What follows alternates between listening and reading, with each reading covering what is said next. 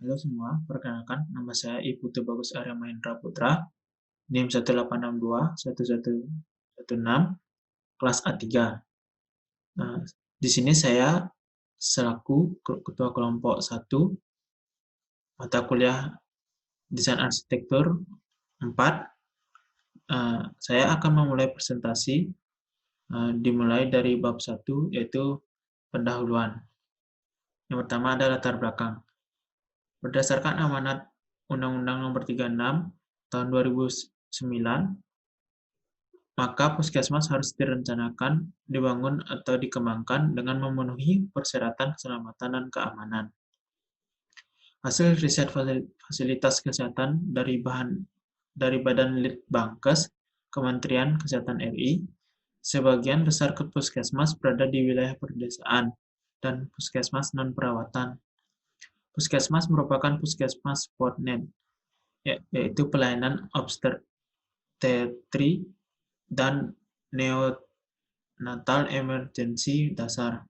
Yang ketiga, sebagian besar puskesmas di daerah perbatasan. 4. Umumnya lokasi puskesmas di ibu kota, kecamatan, dan dekat dengan penduduk. Yang kelima, bangunan puskesmas merupakan bangunan permanen dan semi-permanen. Yang keenam, puskesmas memiliki 8 ruangan untuk pelayanan kesehatan. Yang ketujuh, harus mempunyai sarana air bersih dan mempunyai SPAL dengan saluran tertutup. Yang ke-8, berdasarkan puskesmas harus mempunyai sarana teknologi yang lengkap. Kedua, yaitu ada tujuan. Tujuan umum dari disusunnya pedoman ini adalah meningkatkan kualitas dan kapasitas penyelenggaraan pelayanan puskesmas melalui perencanaan, pembangunan, dan pengembangan bangunan dan prasarana puskesmas. Tujuan khusus dari susunannya pedoman ini adalah menjadi pedoman dalam perencanaan, pembangunan, dan pengembangan bangunan dan prasarana puskesmas. Yang kedua, meningkatnya pengetahuan tentang cara perencanaan, pembangunan, dan pengembangan bangunan dan prasarana puskesmas. Bab 2, kajian pustaka. Yang kedua, fungsi yang direncanakan. Puskesmas pada umumnya memiliki wujud bangunan yang menyatu dengan tempat kedudukannya dan sebagian atau seluruhnya yang berada di atas tanah atau perairan maupun di bawah tanah sebagai penyelenggaraan pusat kesehatan masyarakat. Menurut Departemen Kesehatan RI 2001, terdapat dua macam puskesmas, yaitu puskesmas perawatan atau rawat inap, puskesmas non-perawatan. Standar puskesmas. Puskesmas adalah unit pelaksanaan UPT. Puskesmas rawat inap meningkatkan fungsi puskesmas menjadi puskesmas dengan fasilitas rawat inap. Prasarana bangunan puskesmas meliputi sistem ventilasi, kelistrikan, pencahayaan, proteksi kebakaran, komunikasi, medik, sistem pengendalian terhadap kebisingan, sanitasi, transportasi vertikal, aksesibilitas penyandang cacat, dan ambulans. Standar persyaratan lokasi. Yang pertama ada geografis, aksesibilitas untuk jalur transportasi, kontur tanah, tersediaannya utilitas publik, pengelolaan kesehatan lingkungan, puskesmas harus menyediakan fasilitas, dan kondisi lainnya. Yang kedua, standar puskesmas dan regulasi setempat. Di sini regulasi yang ditinjau dari sisi desain dan regulasi yang ditinjau dari sisi struktur. Dan ini konsep mendasar ekowisata. Di sini ada 5 konsep mendasar ekowisata, yaitu yang pertama, prinsip konservasi, yang kedua, prinsip partisipasi, prinsip pendidikan, prinsip ekonomi, yang kelima, prinsip kepuasan pengunjung atau wisatawan. Saya Adi Mira Putri, NIM 111. Di sini saya akan menjelaskan presiden Puskesmas dan Pasar Selatan. Yang pertama, ada Puskesmas 2 dan Pasar Selatan yang terletak di Jalan Danau Buyan 3, Sanur Praija, dan Pasar Selatan, Bali. Di sini menyediakan fasilitas-fasilitas yang seperti poli umum, poli anak, UGD, poli gigi, poli imunisasi, poli KIA, klinik KB, klinik IMS, klinik PCT, sanitasi, klinik TB, klinik berhenti merokok, apotek, lab klinik, ambulans, ruang rekam medis, ruang senam hamil, dan ruang puskesmas. Yang kedua yaitu Puskesmas 3 dan Pasar Selatan yang terletak di Jalan Grogol Ciari dan Pasar Selatan. Untuk luas area kurang lebih 10 area. Tahun berdirinya 2004. Untuk konsep yang digunakan yaitu arsitektur Bali, dan tema yang digunakan yaitu neo-vernakular. Fasilitas yang disediakan di sini ialah ruang pemeriksaan umum, ruang pemeriksaan lansia, ruang pemeriksaan gigi dan mulut, ruang pelayanan imunisasi, ruang pelayanan kesehatan ibu, ruang pelayanan KB, ruang pelayanan konsultasi, ruang laboratorium, dan ruang pelayanan obat. Itu di mana ada tema dan konsep. Yang pertama, pengurusan dan penjabaran konsep dasar. Melalui beberapa pendekatan konsep di atas dapat dirumuskan dalam bentuk bagan. Jadi, perencanaan dan perancangan Puskesmas dan Pasar Selatan itu ada beberapa pendekatan konsep dasar, yaitu yang pertama ada isu, tujuan, fungsi spesifik, lokasi existing, waktu, dan tipologi, yang dimana menghasilkan puskesmas yang mampu memberikan health, life, and education. Konsep dasar health, life, and education ini harus diperlihatkan dengan aspek-aspek yang menjadikan lingkungan puskesmas ini membawa unsur-unsur keseimbangan fisik dan mental. Rumusan tema dan perancangannya yaitu pertama ada tujuan, lokasi existing, tipologi, dan tren arsitektur, yang dimana puskesmas ini menggunakan gaya arsitektur neo-vernakular. Kriteria yang mengaruhi neo-vernakular. Pertama ada bentuk-bentuk yang menerapkan unsur budaya dan lingkungan. Yang kedua, tidak hanya elemen fisik, namun diterapkan dalam bentuk modern. Yang kedua, ciri-ciri arsitektur neo-vernakular. Yang pertama ada selalu menggunakan atap umbungan. Yang kedua menggunakan batu bata. Ketiga, mengembalikan bentuk-bentuk tradisional yang ramah dengan proporsi yang vertikal. Terakhir, kesatuan antara interior yang terbuka melalui elemen yang modern dengan ruang terbuka di luar bangunan. Arsitektur neo-vernakular merupakan arsitektur konsepnya pada prinsipnya mempertimbangkan kaidah-kaidah normatif, kosmologis, peran serta budaya lokal dalam kehidupan masyarakat, serta keselarasan antara bangunan, alam, dan lingkungan. Perkenalkan, nama saya Muhammad Putra. Di 114, saya akan melanjutkan presentasi program PLOK. Yang pertama, program fungsional. Pada program fungsional terdapat aktivitas kepala puskesmas, kepala tata usaha, bendahara, staf tata usaha, dokter, perawat, staf apotek atau farmasi, staf rekamedik, dokter poli anak, staf loker pendaftaran, pasien, cleaning service, satpam security, dokter gizi, dokter kandungan, dokter poli KB atau KIA, dan dokter poli gigi dan mulut. Aktivitas khususnya tergantung dari tujuan maupun kebutuhannya. Selanjutnya, program performansi. Di program performansi ini kita akan membahas tentang pencahayaan dan penghawaan alami atau buatan, sifat ruang, fungsi ruang, dan suasana ruang. Apa yang dimaksud dari pencahayaan alami atau pencahayaan buatan dari program performansi yang kita buat? Pencahayaan alami itu tentu saja pencahayaan langsung dari sinar matahari. Pencahayaan buatan adalah pencahayaan yang dibantu dengan lampu. Lalu penghawaan. Penghawaan alami itu adalah penghawaan yang didapat dari hembusan angin melalui ventilasi maupun bukaan lainnya. Dan penghawaan buatan itu adalah air conditioner, kipas angin, atau exhaust. Selanjutnya kita akan membahas tentang program arsitektural. Jadi studi ruang kami ini berpedoman pada Undang-Undang Nomor 36 Tahun 2009 tentang kesehatan, terutama pada pasal 30 mengenai fasilitas kesehatan dari Kementerian Kesehatan Direktorat Jenderal Bina Upaya Kesehatan tahun 2013. Yang pertama, kita akan membahas yang berada di lantai 1, yaitu ruang bersalin. Jumlah civitasnya ada 4 orang, dan total kebutuhan ruangnya adalah 14,2 meter persegi. Selanjutnya ruang pasca bersalin, jumlah civitasnya 3 orang, total kebutuhan ruangnya adalah 12 meter persegi. Selanjutnya ruang farmasi, jumlah civitasnya ada 4 orang, dan total kebutuhan ruangnya seluas 32,5 meter persegi. Selanjutnya lobby, jumlah civitas 27 orang, total kebutuhan ruangnya 74 meter persegi. Selanjutnya kantin,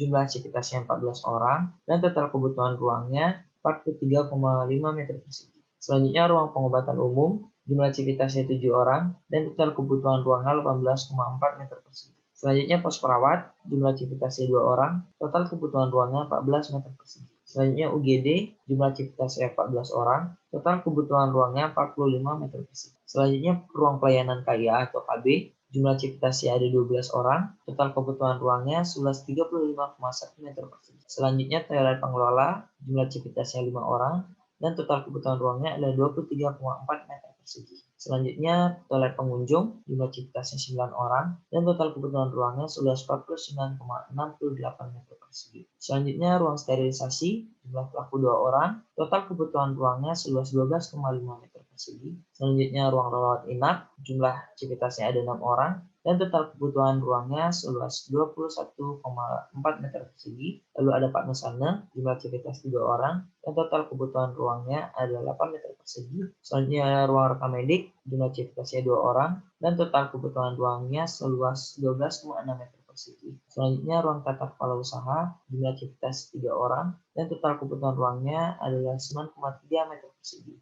Lalu ada area parkir dengan jumlah kapasitas untuk 4 orang. Di area parkir pengunjung terdapat 2 untuk kaum difabel, 3 parkiran mobil, dan 2 parkiran ambulan. Lalu terdapat 9 parkiran untuk motor. Selanjutnya area parkir untuk staf, terdapat 3 area parkir mobil, dan terdapat 9 area parkir pada motor. Sekian dari saya, terima kasih. Perkenalkan, di sini saya Iko Mawinata Triaditya, NPM 119, akan melanjutkan presentasi mengenai studi ruang di lantai 2. Jadi di lantai 2 itu ada ruang konsultasi, yang jumlah pelakunya ada 6 orang, dengan luasan 15,2 meter persegi.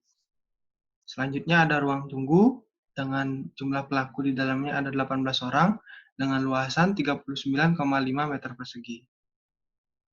Selanjutnya ada ruang gigi dan mulut, dengan jumlah pelaku 6 orang, untuk total kebutuhan ruangnya 27,7 meter persegi. Selanjutnya ada ruang rawat inap, untuk jumlah pelakunya ada 6, dan untuk luas kebutuhan ruangnya ada 21,4 meter persegi. Selanjutnya ada ruang rapat di lantai 2, yaitu untuk jumlah pelakunya di dalamnya ada 16 orang, untuk total kebesaran 8,14 meter persegi. Selanjutnya ada ruang kepala puskesmas, untuk jumlah pelaku di dalamnya ada 5 orang, untuk total kebutuhan ruang ada 23,5 meter persegi. Selanjutnya ada ruang laboratorium dengan jumlah pelaku 3, dan untuk total kebutuhan ruangnya 22,5 meter persegi.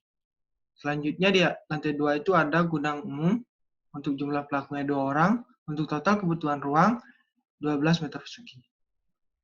Selanjutnya ada ruang kantor, untuk jumlah pelakunya ada 8 orang, dan untuk total kebutuhan ruang yang ditentukan ada 35,5 meter persegi.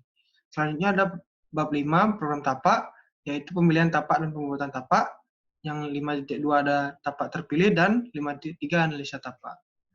Yang pertama untuk pemilihan dan pembuatan tapak, untuk kebutuhan luasan, KDBB Kabupaten Denpasar ada 40-60% untuk pembuatan tapak, itu pemilihan tapak. Untuk kriteria tersendiri, untuk yang pertama ada potensi dan luas lahan membangun puskesmas, lokasi ini mudah dicapai dan waktu tempuh sangat singkat. Yang pertama ini, site yang berada di Jalan Tukar Batanghari, Kecamatan Denpasar Selatan. Untuk poin dari site ini ada di Jalan Batanghari ini bertotal 30. Selanjutnya ada site kedua, yaitu Jalan Sidakarya, Kecamatan Denpasar Selatan, Bali, dengan total 20. Tapak terpilih yang kami gunakan adalah yang berada di Jalan Tukar Batanghari, Kecamatan Denpasar Selatan. Saat ini berdekatan dengan beberapa landmark yang ada di daerah sana, dan berada tepat di sebelah Bali Design School yang berjarak 100 meter dari site. Untuk jenis kendaraan yang bisa menempuh ke dalam site itu ada kendaraan roda 2, roda 4. Untuk tata wilayah, building up area, yang diperoleh adalah total besaran ruang yang dibutuhkan di program ruang di atas, yaitu 373,7 meter persegi, dan untuk luas site-nya menjadi 1.214 meter. Selanjutnya ada analisa tapak untuk pergerakan matahari. Bisa dilihat di site. Saat ini mendapat matahari full dari siang sampai sore. Untuk pergerakan angin juga. Dan selanjutnya ada klimatologi dan curah hujan. Jadi di area ini memiliki curah hujan yang cukup dan memadai untuk dibangunnya sebuah bangunan puskesmas di area ini. Kebisingan itu di arah selatan ya. Jadi di sana, spasi di sana itu kita akan membuat masa lebih berada di arah utara. Selanjutnya untuk keistimewaan fisik buatan, untuk aliran drainase pada site itu, dari site langsung bisa dialirkan ke drainase kota yang berada di depan site. Selanjutnya ada perkerasan dan perkerasan buatan dan existing utilitas. Jadi ada selokan, tiang listrik, trotoar, senderan, dan tiang telepon yang dapat menunjang kebutuhan dalam bangunan. Selanjutnya view ke dalam, untuk ada pohon pisang, ada pohon tanjung, pohon kersen, dan rumput teki dan rumput gajah. Sekian presentasi dari saya, dilanjutkan oleh teman saya. Terima kasih. Sebelum melanjuti presentasi, izinkan saya memperkenalkan diri terlebih dahulu. Nama saya Bagus Nurtasusilo dengan NIM 113 kelas A3. Lalu di sini terdapat konsep zoning dan terdapat data yang dimana merah merupakan zona penunjang, biru merupakan zona utama, dan hijau merupakan zona servis. Lalu konsep entrance di mana gapura itu ditunjukkan dengan warna merah dan pagar ditunjukkan dengan warna biru. Lalu terdapat bentuk dan pola massa bangunan di mana terdapat pola massa di mana dibuat dengan adanya dua massa yang terkoneksi terkesan menjadi satu massa. Terdapat 6.4 konsep sirkulasi. Lalu terdapat sirkulasi bangunan, mana sirkulasi merah ditunjukkan dengan sirkulasi kendaraan, hijau yaitu sirkulasi pengelola, biru sirkulasi pengunjung, kuning sirkulasi sampah medis dan non-medis. Lalu 6.5 konsep ruang luar landscape yaitu softscape ditunjukkan dengan katalog dan dengan jenisnya. Di sini terdapat peletakan elemen softscape-nya. Lalu terdapat konsep ruang luar hard landscape yaitu elemen hardscape-nya yaitu terdapat katalog dan di sini peletakannya dengan fungsi-fungsinya.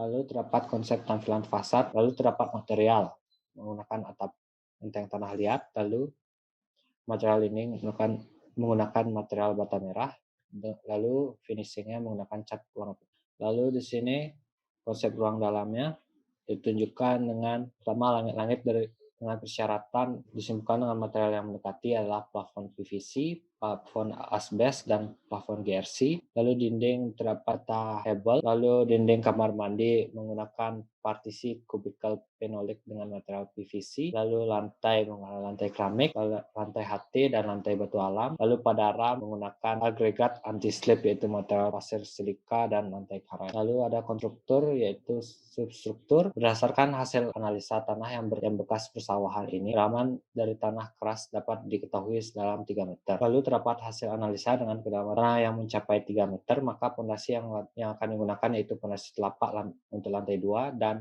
fondasi menerus untuk lantai 1. Lalu substruktur, berdasarkan proses analisa substruktur dan jenis pada site, maka fondasi digunakan yaitu fondasi telapak dan fondasi menurun. Lalu terdapat superstruktur, di mana konsep superstrukturnya menggunakan kolom struktur dan kolom praktis. Lalu upper strukturnya menggunakan kuda-kuda baja, usuk plat baja lapis aluminium AZ100 dan ring plat baja lapis aluminium AZ100. Lalu terdapat konsep utilitas di mana sistem air bersih dijelaskan dengan diagram air bersih, sistem kelistrikan dan heating, ventilation dan air conditioning, sistem kelistrikan dan AVAC, lalu sistem air kotor, diagram air kotor, dan sistem proteksi kebakaran, diagram sistem fire protection, sistem komunikasi, di mana diagram sistem tata surya dan komunikasi, yaitu lalu sistem penangkal petir, di mana sistem penangkal petir dan drainasenya head penangkal petir ke konduktor ke grounding, lalu untuk drainasenya air hujan ke selokan. Sekian presentasi yang dapat kelompok kami bawakan. Terima kasih untuk waktunya.